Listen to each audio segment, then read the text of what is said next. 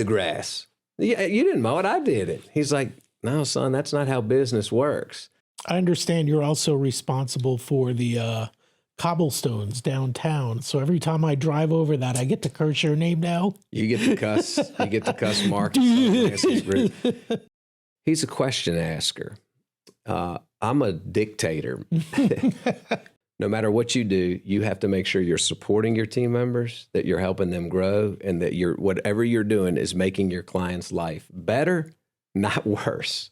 I heard you played in a golf tournament, quit midway through the round, and they found you in someone's backyard talking landscaping and drinking a beer. You're damn right, man. These people were coming out of the Bahamas. They had nothing, but they were the happiest people to be alive you have ever seen. I get emotional talking about it. I wrote his name on my arm. So the whole time I was doing that race, I was like, that's what I got to do it for. You know, I don't know exactly why God's put me on the earth yet. I'm figuring it out as I go. But one of the things, you know, that consistently revolves around is just helping people. Welcome to another edition of No Holds Barred. I'm Rich Roth, and my guest today is Mark Maslow of Southern Landscape Group. What's going on, Mark? How are you? Rich, I'm awesome, man. How are you doing? I'm good. I'm imagining this winter hasn't been great for you guys. Spring is coming, though. It's been a cold, brutal winter. I still cringe every time I see little snow piles on the side of the road. I have like PTSD from it. They're getting smaller and smaller, yeah, though, so that's a good sign. Thank goodness. You guys geared up, ready for spring? We're getting there. You know, we need it now to dry up a little bit, but we're in the process now of readying the teams, doing the internal training that we have to do every spring, and in about another 2 weeks we'll be full swing. But you guys still have plenty to do during the winter time, right? It's not quite as busy, I'm sure, but with all the different projects you have going on that aren't just landscape related, still plenty to do? Oh, yeah, absolutely. It's funny because people always tell me, hey, I'll catch up with you in the winter when you're not busy. I'm thinking to myself, well, what do you think? I'd hibernate during the winter? No, man, I still got lots to do. Matter of fact, I'm probably busier in the winter planning for the next year. But we do project work all winter long because it's typically mild enough in Virginia where we are to do that type of work. So, and of course, when the snow comes, we do snow removal as well. So there's plenty going on in the wintertime. And I know you've built Southern Landscape Group up into, you know, the premier landscaping outdoor living company in I was going to say in the Lynchburg area, but you guys go all over the place. I mean, you do a lot of work at Smith Mountain Lake and, you know, all around central Virginia. But I love the story of how it started for you. You told it to us once on the home show, and you're pushing a lawnmower around at 9 years old, and you learned an important business lesson at that young age. I did. So I don't know what it was. I was so fascinated by my dad had a self-propelled Toro push mower, and I was fascinated by it. I loved mowing the grass, and I'd gotten to the point where I was mowing the grass for my parents, and the lady across the street came over and she said, Mark, we're going to be on vacation this summer. We know we'd love it if you'd come over and mow our grass. And I said, oh, great. This is perfect. We'll pay you $9. I was 9 years old. I was like, $9? This is awesome. So I mowed it twice while they were gone. She came back. I got my $18. And man, I was the happiest kid on the planet. I already had it spent. I knew what I was going to do with it. So I get home and that evening I'm telling my folks about it, and my dad said, man, that's incredible, son. He said, I'm going to need $4. And maybe it was $5. I can't remember. And I said, for what? He said, well, you know, for the lawnmower, for the use of the lawnmower, and for the gas. I said, no, I mowed the grass. Yeah, you didn't mow it. I did it. He's like, no, son, that's not how business works. And I said, oh, damn, man. So I had to give him $4 or $5. So now I realized I needed to mow more grass to get the same net dollars. So that was sort of my first taste of what business is really like. And so thankful that my dad, you know, shared that lesson with me. And it's been certainly inspirational along the way. And so from there, it was go get more yards. And I paid rent on that lawnmower for a couple of years before I had enough saved up to buy my own. Any advice for parents out there on how to get your kids so enthusiastic about mowing the lawn or doing work outside? Because I think it's super easy. Do you? I do. Don't get them a cell phone or an iPad until they're 16. 16. Yeah, 16. They'll need something to do, clearly. Yeah, they need something to do. You know, I catch a lot of grief for it, but I've got a 15-and-a-half-year-old who doesn't have a cell phone. And she still likes doing stuff with us, and she does stuff with us because she's not on her phone all the time, talking and texting and this or that. So, yeah, get rid of the cell phones, and they'll find stuff to do. Is she counting the days? Oh, yeah. Yeah. She doesn't ask about it anymore because she knows that it's not happening until she starts driving. But, I mean, you're right. I mean, an opportunity to go do other things, be social, interact, because, you know, life has certainly changed for, I was going to say for younger people, but for all of us. I mean, you know, so many of us now are on our phones all the time, and we could be sitting there watching TV, or you go out to dinner and it's put your phone away. I mean, come on, interact with the family. We're here, we're spending money at a restaurant, put your phone away. You can do that later. Yeah, that's exactly right, man. That's one of the cool things about what we do in landscape and being outdoors. First of all, there's a certain element of zen that comes with working outside. Whether it's hot, whether it's cold, you're still outside, you're breathing fresh air, you're working with people that like doing the same type of thing. There's not this dying motivation to be on your cell phone all the time. And if it is, you probably aren't doing what we're doing. You're probably working inside somewhere where you can sneak on your phone all the time. There's also the satisfaction, you know, at least I think of, you know, even just going out and mowing the lawn and, you know, I mean, smelling the fresh cut lawn and seeing how crisp and clean it looks after you do it. I mean, there's something rewarding in that, isn't there? For sure, man. There's two smells that we talk about all the time at work, and that's the smell of fresh cut grass and the smell of fresh mulch going down. And it doesn't get much better than that. All right. So you're mowing lawns at the age of 9, you save up money, you buy your own mower. You know, before you go off to college at Virginia Tech, you had a little crew going in high school. Is that right? Yeah. I had a crew of us. And when I was in high school, I didn't play sports because it interfered with my grass mowing. And then I played on the tennis team, but I never went to practice because I was always leaving after school to go mow grass because it was 3 of us and we were cutting every day after school, cutting on the weekends. And I loved it. You know, I loved the satisfaction of mowing grass. I loved the money that I was making. And in fact, I told my parents my senior year, I said, you know, I'd gotten accepted early decision at Virginia Tech to study landscape design and business. And I told them, I don't think I'm going to go. I mean, I'm making a lot of money doing this. And my dad, who's an engineer, my mom, she's a CPA, they were just like, yeah, sorry, son, that's not an option. You're going to school. So I begrudgingly left and went to Tech and came home first 4 weekends. Every weekend on Thursday, went back on Monday morning because I wanted to keep working and mowing grass. And as I got established up there and met some folks, I realized that maybe I should stick around. Grass was starting to die off. So I kind of mellowed out and sort of embraced the college experience, which was a lot of fun. I've noticed that there are other landscape groups or companies, you know, that kind of have a similar path, right? Where they start out, you know, just doing, you know, lawn mowing and different things like that. And then all of a sudden they're into hardscaping and different things. But I imagine that not all of them, you know, go to college, get a landscape design degree. And I'm sure that makes an awfully big difference because you were telling me when, you know, we were talking before we sat down here that, I mean, you even took a trip to Europe to study different, you know, landscape designs and different things like that.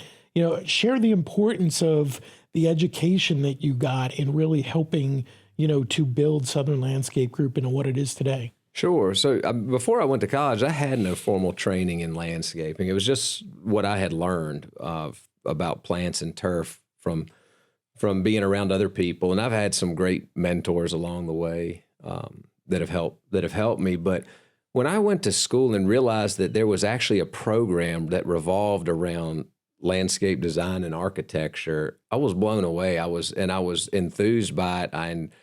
I was excited about the prospects of what things could look like. Mm-hmm. And that's always been one of the big things that I enjoy doing, is just envisioning what a space looks like, how it gets built out. And so I had the opportunity to study under a really great landscape architecture professor, Robert McDuffie, and he sort of took me under his wing, and, you know, I was sponging up every little bit of information I could get from him. And he was incredibly knowledgeable about a lot of the historical landscape architects and landscape architecture in general, and which, as I was learning about it, got me more and more excited. And so I went overseas to England and France and Wales and Greece, just studying landscape architecture. And I was with him, which was like a book of knowledge.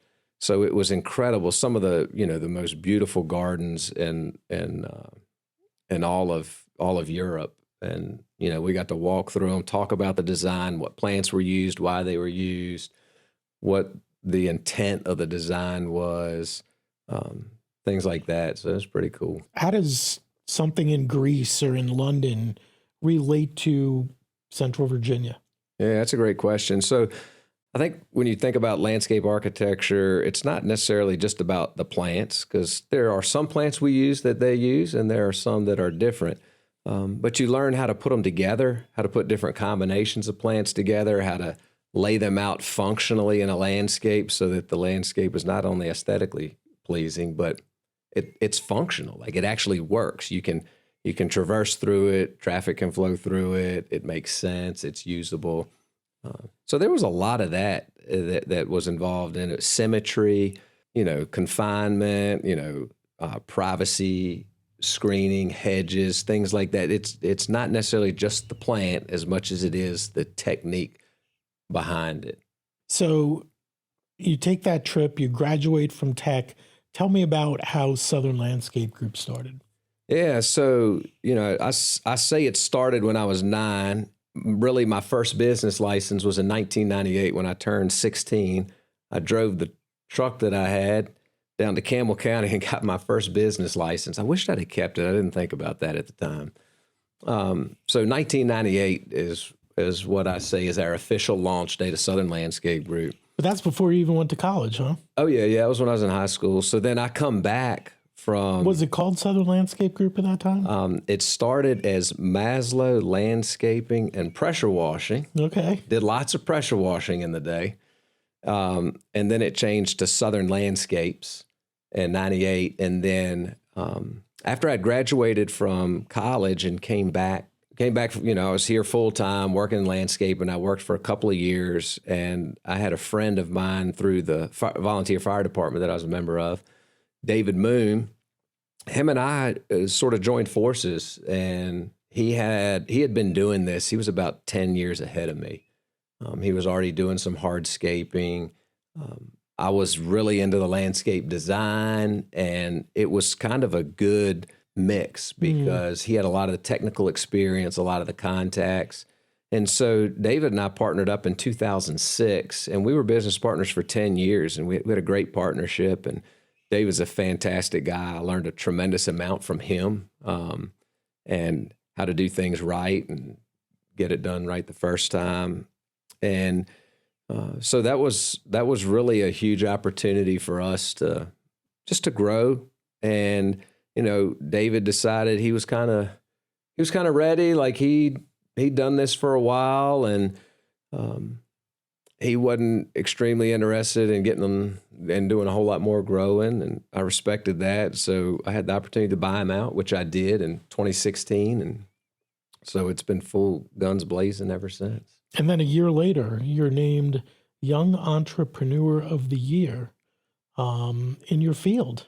Yeah. So the National Association of Landscape Professionals had kind of been following me from when I got out of college, and association that I stayed in touch with. And it surprised me. I wasn't expecting it, but I was at the national convention, and they're like, "We want to introduce the Young Entrepreneur of the Year." And they called my name up there, and I was like, "Holy smokes, man. That's pretty cool at a national level." So that was exciting. Tell me about the growth of Southern Landscape Group. I mean, you said, when you bought the business from David, he was, not interested in really growing it anymore, but that was obviously something you wanted to do. Was it at that point that you got more into the outdoor living spaces, or what type of growth did you really shoot for and go after? Yeah. In 2010, we really started embracing this whole outdoor living thing on a smaller level than we do today, but that was sort of the beginning of it. And it just kind of kept evolving. And what happened was I realized that we were really good at designing outdoor spaces that were super functional for our clients. And I got lots of great feedback from clients that we did projects for early on. I got to see how they were using them. I would revisit with the clients 1, 3, 5 years after we were done, just trying to study and learn from them. Like, hey, what went well? What didn't go well? What would you tweak? And then, when you have a team that does great work and you have great clients, who enjoy these spaces and really get out there and use them, they're telling other folks about it, and it just really kept evolving. And as it evolved, we brought on more skilled people that had expertise in areas where maybe we didn't at the time, like carpentry now and stonemasonry and things like that, so we can turnkey a project with the people that have these skills and expertise. You mentioned functionality, and I would imagine, I know for me and for probably many other people, they think of beautiful landscaping, and they think of the natural beauty, or the aesthetic beauty, the way it looks. But you mentioned that word again, functionality. That's a big part of it for you guys, isn't it? I tell you, I think it's the overlooked most important part of outdoor living and landscaping is people get amped up by things that look cool, that look aesthetically pleasing, landscapes that look great. That's a given. The part that people forget is it functional? Does it make sense? This might be the most beautiful tree, blood-good Japanese maple tree, but if you've planted it right in front of your bay window at your house, you've eliminated all of your views out of the room. One of the biggest things that we see people struggling with is pathways and patios. I mean, something as simple as that. It's like, oh, put a patio here. And they do, and they don't think about their HVAC unit that's right next door because it's not running when they're out there talking about it. Or they put the pool pumps around the side of the house right up under the bedroom window where you've got to hear them run. Or the pathway that leads to nowhere. It looks good, but it doesn't lead anywhere because people, they take the path of what? Least resistance. Okay? Just because you design this beautiful serpentine pathway, when they're going down to their dock at the lake or going to their outdoor living space in their backyard, they're taking the path of least resistance. And so I look at it as a duty for us to not only design a landscape that's aesthetically gorgeous, but that's very functional. So what are those meetings like with people when they're like, they have this vision and you come in and you start shooting it down? You're No. Yeah, you know what I mean, though. Yeah, no, I understand what you're saying, but people have an idea of what they want to be able to do in their yard, like how they want to use it, how they want to get there. And some people, don't get me wrong, some people inherently have the vision and the idea, and it makes sense, and we just need to formulate it for them. But a lot of people, we need to kind of work that vision that they've got and massage it. And I've got to better understand how they're trying to use it and what their goals are so that we can make sure it's functional and it's aesthetically pleasing. And 99.9% of the time, when we go through this process with our clients, it's a win-win.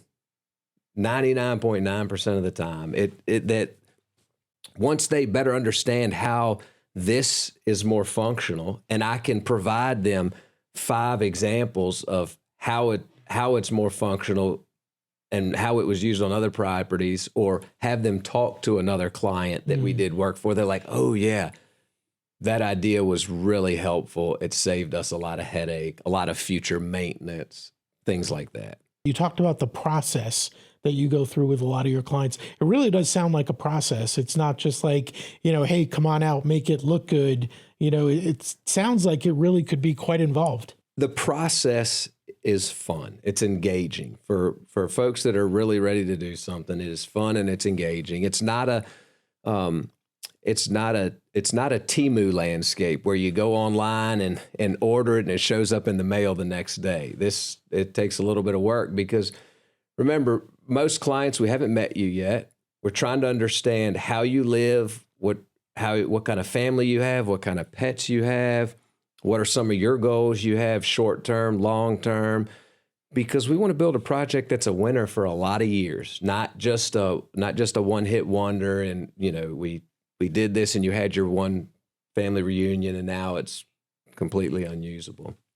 So the process begins with what we call a discovery meeting, which is one of our sales professionals comes out and we spend a lot of time just learning. It's hilarious because one of my favorite things to do is when a client calls and they want to meet, pulling up to the house, and I still get amped up just thinking about meeting with a client on a new project because I know they're excited and I'm excited about what we can deliver. And they come running out of the house and they like meeting you at your car door, like, oh, here, let me walk you around back. Let me show you what we want to do. And I'm like, hey, we're going to get there. We're going to get there. Do you have a table that we can go sit at inside? Or they look at you like you're crazy. No, but the work's in the backyard, yeah. Mark. I'm like, I know. And we're going to get there. I can't wait to see it.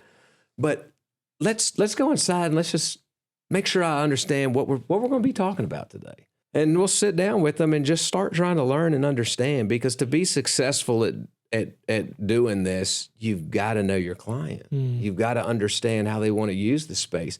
And we have expertise. We can help them. We can help them get questions answered. We can help give them pros and cons of this material versus that material, or what they should expect for maintenance if they choose this versus that, or how things can be used. But it all starts with just spending some time with them and really, really understanding them.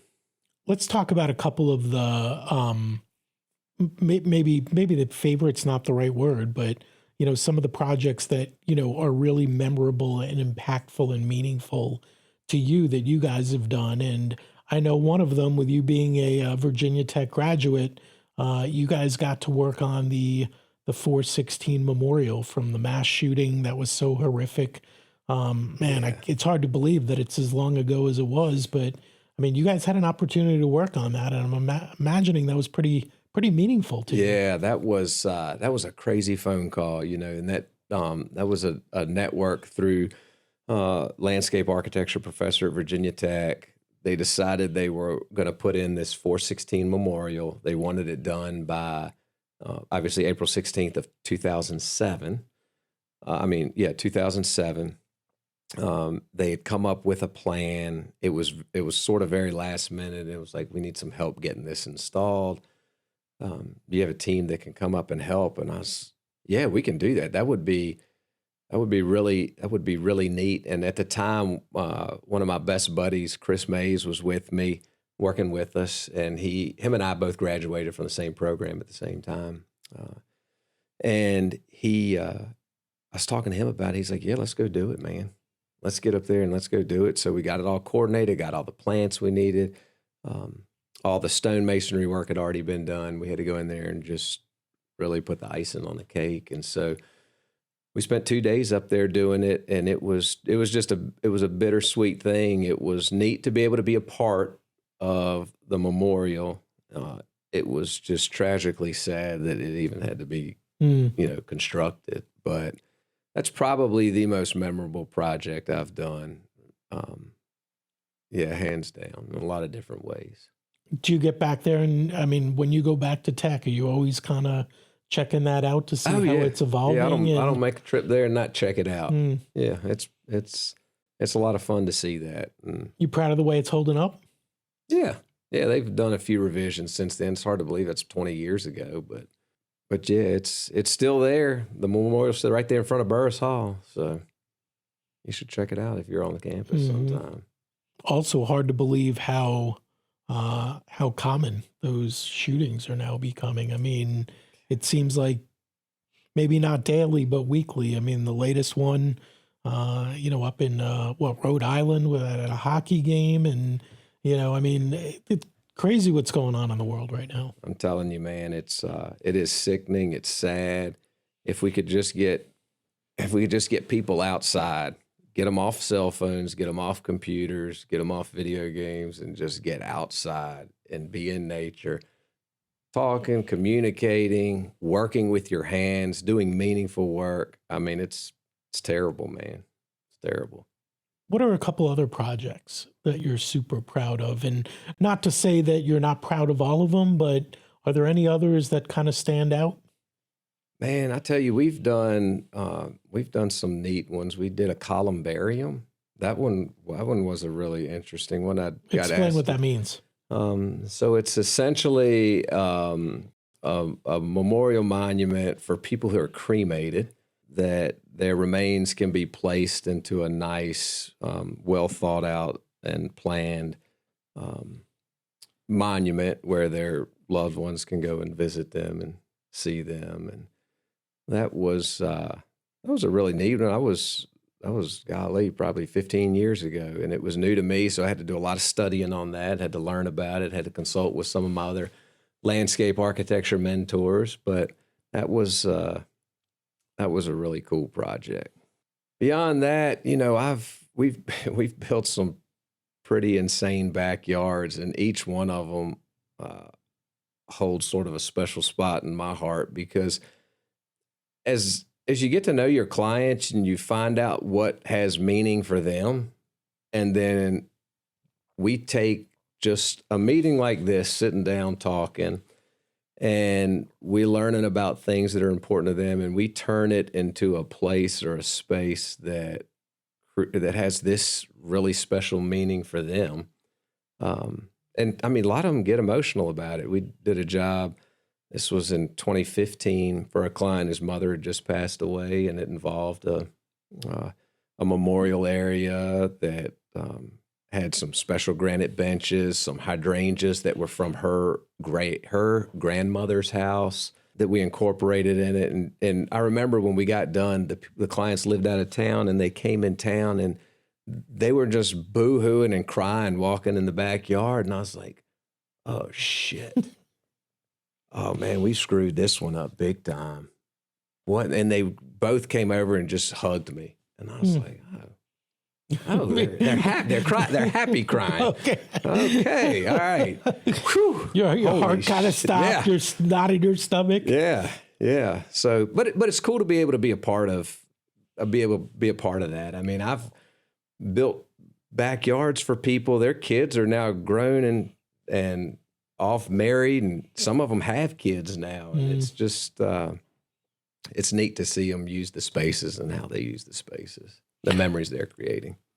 I understand you're also responsible for the cobblestones downtown. So every time I drive over that, I get to curse your name now. You get to cuss. Mark. That was maybe 2008, 2009 when they did the first Jefferson Street renovation. So it went from 13th, just on the other side of Waterstone Pizza, all the way down to 9th Street, past Dave Henderson's place down there at Water Dog. Mm-hmm. We laid cobblestones all the way down that road. And I mean, I vividly remember laying them myself, being out there laying them. I look back, I've got some pictures of us when we were doing it. And Andy and I at the office, we laugh about it all the time because we were both, almost 20 years younger then, a little bit more fit. But to go back and look and still go down there today and see all those cobblestones going down the road, all the granite curbstones. Some of them have gotten torn up and put back in with the different projects down there, but largely in part, most of them are still there. So it's always fun taking the kids down there, showing them, hey, I laid these right here, like hands and knees, dropping them in the ground. This is. All right. So I'm curious because we talked earlier about the importance of aesthetic beauty and functionality. And when I think of that, I'm kind of thinking that those two don't necessarily match, because it's really cool. The story's great, right? I mean, it looks, it's wow. Look at how cool that is. But then you drive on it and you're just like, oh man, whose idea was this? Driving on is easy compared to walking on, especially if you're a lady in high heels. Boy, that's you're risking a broken tibia doing that, man. But I think it was the nostalgia of the Belgian block from late 1800s, early 1900s, around there. Just paying tribute to that. It's certainly looks cool. It's aesthetically in line with the time period of what was going on in the city then, and it's definitely a jaw buster in your car today. That's a fair way to put it. Like a filling loose. That's a fair way to put it.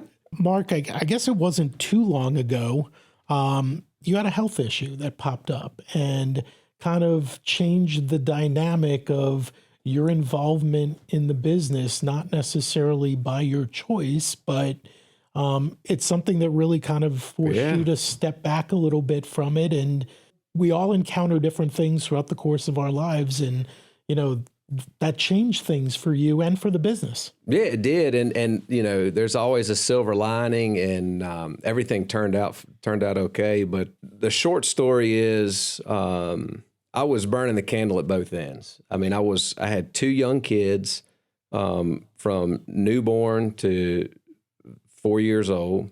I was working all the time,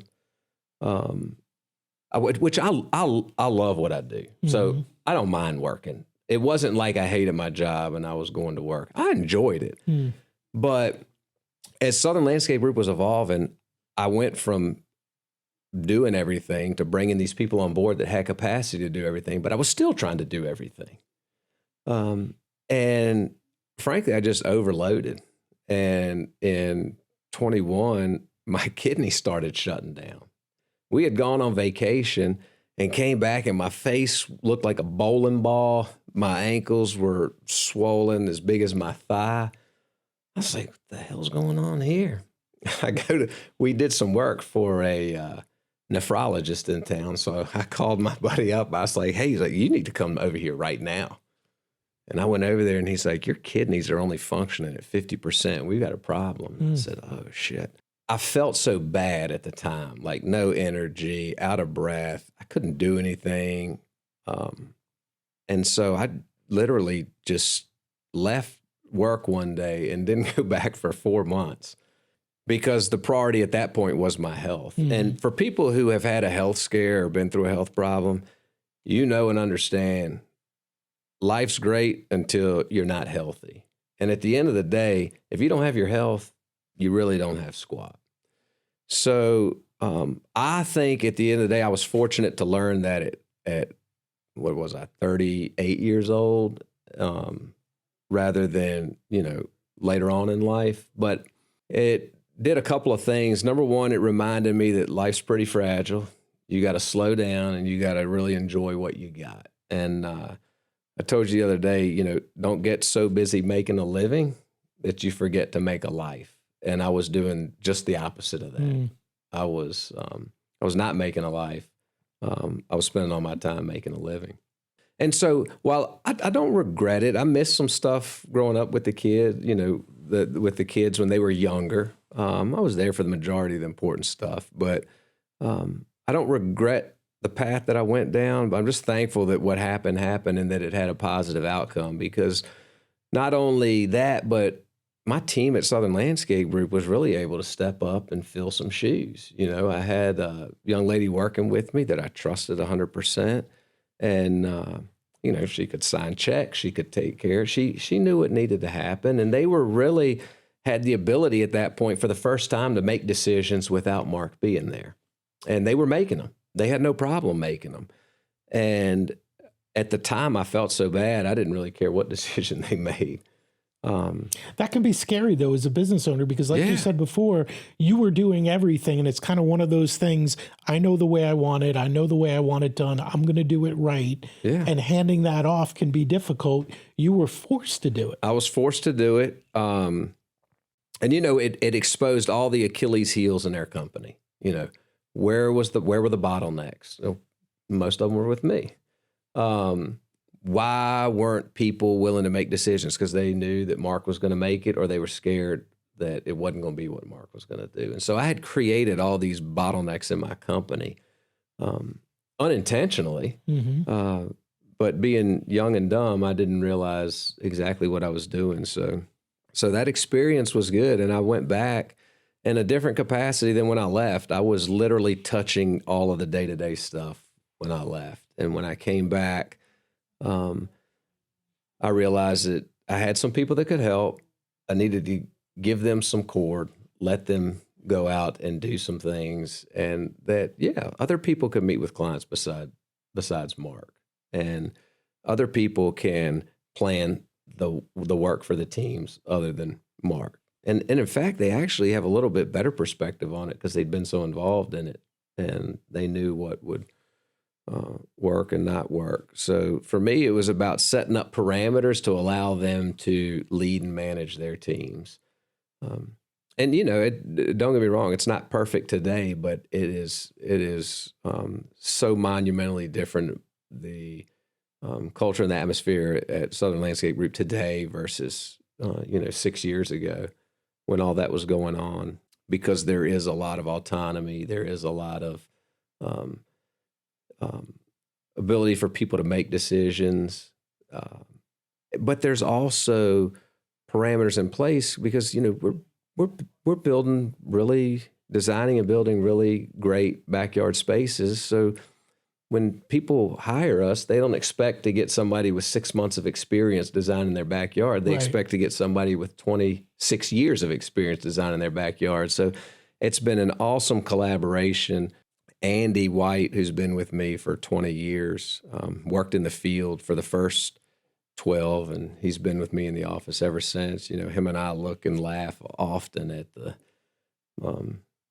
the various things that we've learned along the way, and we're able to help some of these younger folks that are learning, and that's how we're still able to deliver, great functional outdoor spaces, because we're not at every call on every meeting, we're talking about these drawings and these designs and collaborating together. And as we teach and go over these drawings, these other designers and landscape professionals are learning and understanding more. Oh yeah, I remember 2 years ago, Mark was talking about these steps down here and what happens when they serpentine. Yeah, it is easier, but people end up walking straight through. So it's something we need to think about. So it's been a good thing. And of course, I spend more time with my family now than I did. Personally, that had to, you said that you missed, a few important things, but you told me previously, there were days where maybe you'd get a chance to say goodnight to your girls and maybe you wouldn't. And, and now, you take 4-6 week trips every summer with your family because that helps you put into perspective the importance of, making a life rather than just making a living. Yeah. It was after I started getting better. I had talked about this RV trip around the country. I had a couple of good friends, one in the landscaping business actually, and then one that's in construction. They had both done it, and they were telling me about it. And I said, you know what, I'm going to do it before our kids get too old. And we borrowed my in-laws' motorhome and hooked a car up to the back of it, and we took off for almost 7 weeks. Wow! And I don't regret a single minute of it. It was hands down the best trip that I've ever been on.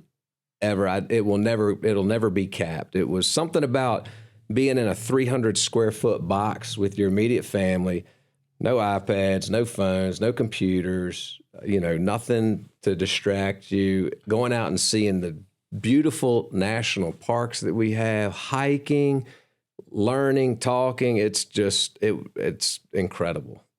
Feels like that could have gone one of two ways. It's funny because people tell me all the time, like, how in the world did you survive in a motorhome with your wife? Well, first of all, I love my family. Right. I care a lot about them. I enjoy my family. I like being around them. But when you take all the bullshit out of the day-to-day lives that everybody has going on, it's amazing like how you can connect and enjoy it. So we did that one time, and we were like, damn, that was fun. We want to do that again. So we ended up buying a motorhome, and we've done it every summer since. Not for as long as we did that first trip, but we usually try to go for 3 to 4 weeks. I've got maybe 3 summers left with my oldest daughter before she'll be going to college, and then she'll only probably be coming around for like handouts, gas money, things like that. But we've just tried to seize those moments, instill in them the importance of being with your family and taking the time to do that. And we've had a lot of really, really cool experiences along the way doing it. It is the highlight of my entire year. From the day we get back to the day we leave the next year, we're talking about it as a family. Where are we going? Where do we want to stay? What do we want to see this time? We've covered almost all the national parks in the state, most of the national monuments. Is there one that stands out the most? Oh, man, it's funny you said that. I was talking to somebody the other day about it. It's not a big national park, but it is by far our favorite is Grand Teton National Park outside of Jackson Hole, just south of Yellowstone. It is just a cool, gorgeous state park. National park. We've hiked hundreds of miles in that national park. We've been there 7 times, and we just absolutely love it. Absolutely love it. I don't know what it is about that area, the mountain air, the climate. It's still green, the wildlife.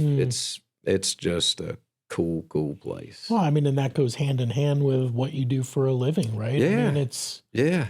It's what you love. It's what I love. I had to laugh. We went to the Grand Canyon. This was the first year, and we were hiking. We were hiking around. And I told my wife, I was like, let's go hike down to the Colorado River. We'll spend the night down there and we'll hike back out. I'd not seen a ton of desert landscape, so I was anxious to see it. And she's like, okay, sounds good. And, it was in the summer, it was hot, and there's all these warning signs about, don't hike down to the Grand Canyon without water. It's dangerous. People die doing this. And at the time, my kids were 8 and 11 or 7 and 10, somewhere around there. And I asked them, I was like, what do y'all think about hiking down to the river? And they're like, that sounds great. I was like, no, I'm thinking like we'll go down and we'll come back in the same day. Let's not spend the night. We'll just go down and come back. They're like, okay. But I didn't think they really comprehended it. So we got going and we hiked about 3 miles from the river. And it was like, my wife was like, should we go? I was like, hell yeah, we came this far. We're going down. So we ended up going down, coming back out. On the way back out, I thought to myself, oh man, I've screwed up. It's hot as hell. It's 100 degrees in the bottom. The girls were tired. They'd already hiked, 10 miles at this point. As I started just thinking to myself, oh my God, we're going to be a statistic. Landscaper from Virginia thinks he knows how to hike, goes in the Grand Canyon with his 2 young kids, can't get back out. And I need to say we made it out. It took us about 12 hours. It was 18-mile hike and 6,000 feet of elevation change. Wow. And it was funny because that was our first trip. And ever since then, our girls just jokingly laugh about, okay, how far are we hiking today? We're like, oh, today's a 12-miler. Well, it's not as bad as that 18-miler in the Grand Canyon. It was a lot of fun. Do you get a lot of inspiration from a landscape design perspective, taking these trips, seeing different parts of the country? And For sure. I've got thousands of pictures from all these national parks we've been to, and every one of them, like I'll see a combination of rocks and water, or maybe like some sort of native pine tree growing out of a rock outcropping, or some type of driftwood laying in a creek bed, or how trees are creating this neat little picnic space. And I'm all the time grabbing and snatching ideas from when we hike and how we can take those and integrate them into somebody's backyard in the right spot. That's a lot of fun. So you come back from your battle with the kidney situation. Your role at the company changed. Yeah. Yeah, for sure. So at that point, it was less about being an owner operator and more about leading people. And I had a lot to learn. And I'm an avid reader of books. I love reading books. I love reading about leadership. Um, I've got some great mentors and coaches that I work with. And I'm probably not the best student in that I've got to do it. I can read it, but I've got to get out and practice it. I've got to practice what I learn. And it's really hard sometimes because I tell folks, like, it's like this. If I'm standing on a railroad track, I can hear and see a train coming 5 miles away.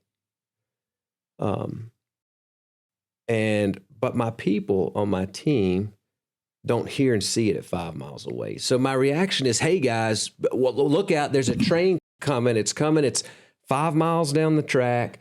It's going to be through here. You need to make sure you got everything moved, pack this up, pack that up, get this over there, do this, do that, and it'll be here in about 22 minutes. And then they become just, okay, do what Mark said. Do what Mark said. And it's me because I know when that train comes, what we need to have done, where we need to be, but they don't know that yet because they haven't experienced it. And I learned that because I learned it the hard way. So there's a certain amount of me having to step back and let them hear the train, let them see the train, let them stand on the track, see what it feels like. And maybe they only realize the train's coming 1.5 miles out initially. And they don't get everything done that they need to get done before the train comes through, but they're like, okay, I remember what that sounds like. Next time it's 2 miles out. The next time it's 3 miles out. And after enough time, then they get it. But you got to leave them alone long enough to make decisions. You've got to leave them alone long enough to let them make decisions that are good and let them make decisions that are poor. And that's how they're going to learn. And when they've got autonomy in that decision making, the decision making automatically becomes better and better and better. And when you've got some basic parameters in place, expectations, and those go along with their core values, our company mission statement. As long as we're keeping those things in mind, then you make the best decision you can with the information you have at the time. You said the decision making gets better when they have more autonomy and they're making the decisions themselves. Is part of that maybe the consequences of if things go wrong? Then, it's kind of on them rather than just saying, oh, well, it wasn't my decision, no big deal. Yeah, definitely. They've got ownership in it. It's not like, oh, Mark said do this or Mark said do that. And for me now, I've got a great VP operations, Kyle, and Kyle's awesome. I've learned a lot from working with him. He's a question asker.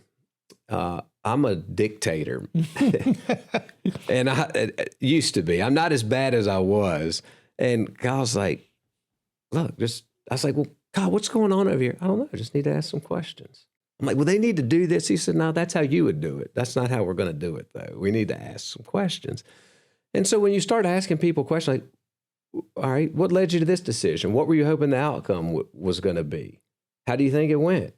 What would you do differently next time? And it's in a totally non-confrontational, supportive way.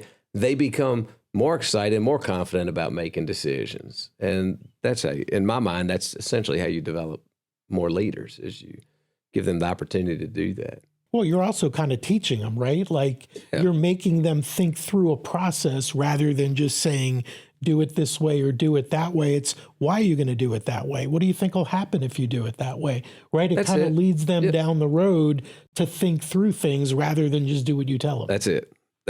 And that's what we want. We want people thinking. We want, these people representing Southern Landscape Group when they're on their property. And I would love for every one of them to respond to every client like I would. And then they're not going to, and I don't expect them to, but I want them to at least think about, okay, we recite our mission statement every morning. Our mission at Southern Landscape Group is to support and grow our team so we can make our clients' lives better. No matter what you do, you have to make sure you're supporting your team members, that you're helping them grow, and that whatever you're doing is making your client's life better, not worse. And then our 5 core values: quality, passion, professionalism, teamwork, and ownership. And so we coach around that all the time. Like, use those to make your decisions. When you make decisions based around quality, around passion, around teamwork, around ownership, then around professionalism, you're going to make great decisions. May not be exactly what I would make, but who cares? It's in line with their mission and core values, then we're good with it. More than one way to skin a cat. Yep. There's 100 people that do it 100 different ways. You're still really involved with the business, but every day. You're not running the day-to-day. No. So I'm not involved with, planning what crews are going to what job, what materials they need, what trucks need to be, get a state inspection on them, or what we need to be doing as it relates to ordering bulk products at our shop. But I'm still there every day, and it's because I love what I do. I collaborate with our designers almost on a every other day basis. We've got a senior designer we just brought on, David Bennett. He's an incredibly talented landscape designer, incredibly talented, one of the best. We've got a junior designer that he's working with. I collaborate with them a lot. I collaborate with our salespeople, primarily through teaching and coaching. When I walk on a property, if they see 5 things, I see 50. And it's just because I've been doing it a lot longer. Mm-hmm. And so one of the things I do is I visit all of our job sites, all our maintenance sites with all of our account managers once, if not twice a year, and just walk through it with them. Hey, here's what I'm seeing. Here's some things we could do better. Here's some things we need to tweak. Here's some opportunities to help the client have a better property. Here's something we need to be thinking about. Make sure your client knows about this. And they're learning each time we do that. So their toolbox of knowledge is getting bigger and bigger and bigger. And then our clients still get the advantage of having somebody with a lot of experience on their property, checking in on things, stuff like that. I'll still go out with the crews. We had a new irrigation tech that we started training a couple of years ago. I spent 2 weeks in the field with him. I love irrigation. I know about it. He was new. He wanted to learn, and there was the only way to learn was to ride with truck with him and teach him. And it was a lot of fun, and he very engaged. He learned a lot. He's very efficient at what he does now. He knows what to think about. And so I enjoy doing that type of stuff. And that's frankly where I bring the most value to the company, is being able to use my experience to help lead people, to help work with clients, on projects, or help my team work with clients on projects. I still sit in design meetings. We do a lot of design presentations at our office, bring our clients down, and I sit in on those meetings, just there to really support the team and let the client know, hey, I'm here too. This isn't, just because this guy's only been with us 5 years doesn't mean you're not getting a design that's got, 25 years of experience behind it. And so that's always reassuring for clients to know that you're still kind of around and involved. But this new role also gives you more time to do things on your own. I know one of the things you love doing is flying. You're a pilot. It took you, this was interesting. It took you 10 years, you said, or thereabouts, to get your pilot's license because you got started. You didn't have the money to finish it up, and you came back to it. So I started it and ran out of money, and I had to come back to it. And I came back around in 2007 and got my private pilot's license. And then in 2008, I got my instrument rating, which is allows you to fly in instrument meteorological conditions, so in the clouds, and did a lot of flying that away. And then in 2019, I got my commercial license. So you can fly for hire with a commercial pilot's license, although I don't fly for hire and have no desire to. It was really just to make sure I was a better pilot. As I was flying the family around more and I moved up to a little bit bigger plane, I wanted to make sure that I was as sharp as I needed to be. And so that's why I did that. But flying's been a lot of fun. I don't do it as much as I used to, but I do absolutely love it still. Was it Hurricane Dorian in the Bahamas? Yeah. Tell me about that. Yeah, it was in 2019, August of 2019. That was the Category 5 that sat over top of the Abacos in the Bahamas for 24 or 32 hours, something like that. totally decimated the place. And I had a connection to there through another friend of mine who had a place in that area that got hit. And through that connection, we got connected with Kyle Falwell, who owns Bonaire Brokerage, knew the same guy in the Bahamas that I did. And we kind of collaborated and like, what can we do to help? And about that time, Gleaning for the World had some stuff to send down there. So I met Jonathan Falwell over at the airport. The hurricane came on a Thursday, and I think that Saturday morning or Sunday morning, I met Jonathan Falwell at the airport and loaded up with antibiotics and some medicine and some supplies to fly down there. And I went to West Palm Beach. I met Kyle Falwell down there. Then I flew a load over and then brought a few people back with me. And I'll tell you a funny story about that in a minute. And that started what ended up being 20-some trips back and forth between Freeport, Nassau, Marsh Harbor, and Abaco, just moving people, supplies, a reverse osmosis water filtration, because there was no power or water on the island. I mean, it was all decimated. There was nothing. And so I've got some videos that we took riding through the town, and it was apocalyptic. My mind was blown. And so we just buckled down for about 7 days and did what we could do to help and moving people in and out. And I'll never forget, these people were coming out of the Bahamas. They had nothing, but they were the happiest people to be alive you have ever seen. They were smiling. They were hugging you. They didn't care. They didn't have food, clothes, or water. They were just so happy to be alive. And so we were trying to help people get back over. And of course, this was in 2019. But we were bringing them through and going through customs. And I remember the customs guy looking at us and saying, do not show back up here with more people that do not have a passport. I was like, okay, I think we made about 6 more trips, just trying to get them somewhere safe. And it was a lot of fun. It was a cool thing to be a part of. It was some stressful, hard work, going back and forth. And it's, of course, 100 degrees down there. But it was a really neat experience. I'm glad I got to help a lot of people. I still keep in touch with a lady today that we helped get her and her son out of there, and they're doing really well. They're back in the Bahamas now, but they're doing really well. So must have been really rewarding. Oh, for sure. For sure. And along those lines, you were telling me, and I didn't know what an angel flight was, but you still say you make a dozen or so of those a year. Yeah. What explain what that is. Yeah. So it's an organization set up so for people who need medical transport to and from a doctor's office, doctor's appointment, surgery, whatever the case may be, that maybe it's too far for them to travel by vehicle. They can't fly commercial. Maybe they can't afford to get there. There's this program called Angel Flight, angelflightsource.org, I think.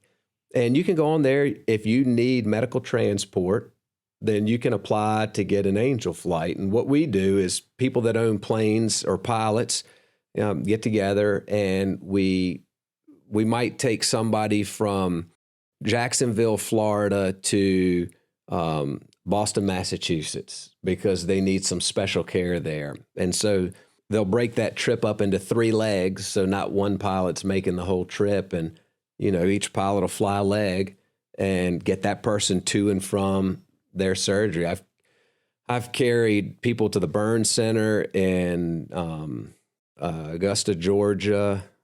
Carried people, been to Memphis, St. Jude's numerous times. There's a young girl here that I've carried a couple of times down there from Lynchburg that I've taken to St. Jude's several times. Been to Cancer Center up in Philadelphia, taking people up there. I've taken people that were getting organ transplants. So it's always really neat meeting those people. And again, super grateful people. Just incredibly grateful for the generosity and having the ride and really making things that would be really complicated for them to overcome in an already complicated situation, just much easier. Yeah. So again, it's a rewarding thing. I don't know exactly why God's put me on the earth yet. I'm figuring it out as I go. But one of the things, that consistently revolves around is just helping people, helping develop them, helping people out who maybe are less fortunate, helping them out when, in a time of need. But it's something that I think I probably enjoy more than anything. What do you do for fun? I heard it's not golf. I heard you played in a golf tournament, quit midway through the round, and they found you in someone's backyard talking landscaping and drinking a beer. You're damn right, man. So I hate golf. I don't know how y'all play it. I don't enjoy it. I'm terrible at it. And maybe it's because I'm terrible and I'm not willing to take the time to get better. Yeah, I made it about 5 holes and then found somebody that needed some landscaping and spent the next hour over there talking to them while they were bringing me cold beer. That was the extent of my golfing. Sounded like you had enjoyed that part better. Yeah, exactly. No, for fun, I'd done an Ironman, a half Ironman, a marathon. I love working out. I like exercising. Tell people what an Ironman is, because that doesn't sound like fun to me. So an Ironman is a 2.4 mile swim, 116 or 112 mile bike. I don't even remember now. And then a 26.2 mile run. So a marathon at the end. And you do them in that order: swim, bike, run. All in one day. All in one day. So I had some friends that were doing triathlons, and they're like, you should do it. So in May, I did the Smith Mountain Lake Triathlon. And they were like, oh, you should do this other race. And so I did another one. And they're like, oh, hey, by the way, we're doing an Ironman in October. And I was like, holy shit, what's that? And so they told me, and I was like, yeah, I'll sign me up for that. I'll do it.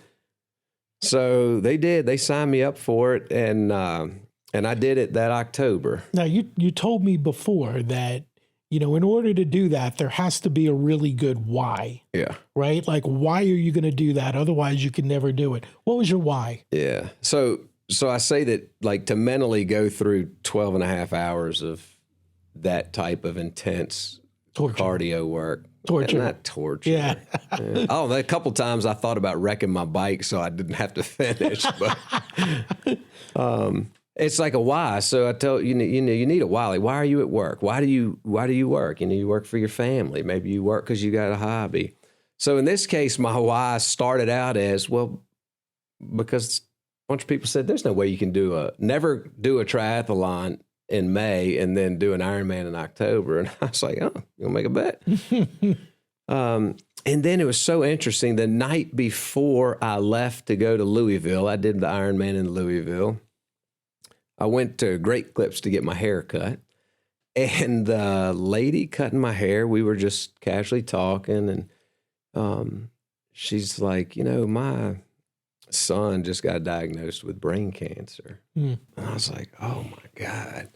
So the team that I was doing the triathlon with, Team Hope, was raising money for pediatric cancer awareness. And so I was like, oh, man, I don't know why God put you here, but I'm glad he did. And so I got to learn and understand about what he was dealing with. Come to find out, he was in school with my nephew. It's so sad. He's since passed away. But I had that experience with her, and I remember leaving there, and I left her $500. And the manager chased me out the door. They're like, I think you made a mistake. I was like, nah. I was like, that's for her. She's got a lot going on. And so I wrote his name. I get emotional talking about it. I wrote his name on my arm. So the whole time I was doing that race, I was like, that's what I got to do it for. So that was my why. That's a pretty good why. Yeah. That's a pretty good why, man. So I tell people, you got to have a why to do something that stupid, to not train or not do extensive training and then to go out and do an Ironman. But I enjoyed it. I enjoyed the experience. Since then, I've done a half Ironman. I've done a marathon. I'll maybe do another one again. People ask me, when are you going to do another one? I said, when I've got a why. So, yeah. So obviously you love doing that. You raise cattle. Yeah. You got a farm in Evington. Yeah. Kind of a little Yellowstone going on out there, huh? A little mini Yellowstone. Yeah, I got a couple of friends. They give me a hard time about it. Little baby Dutton, or I got one buddy who calls me Woody from Toy Story. But yeah, it's something we do as a family. It's a lot of fun.